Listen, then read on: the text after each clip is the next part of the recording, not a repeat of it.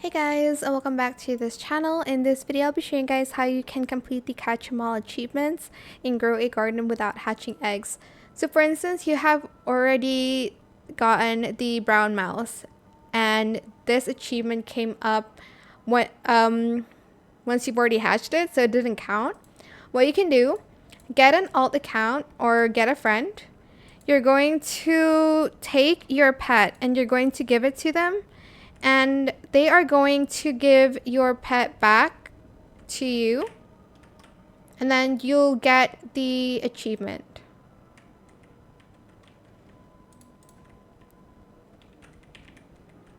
Now if I accept, as you can see, it says you've completed the obtain a brown mouse achievement, trade completed. So I don't need to wait for another, for eggs to hatch, so that I can complete the achievement.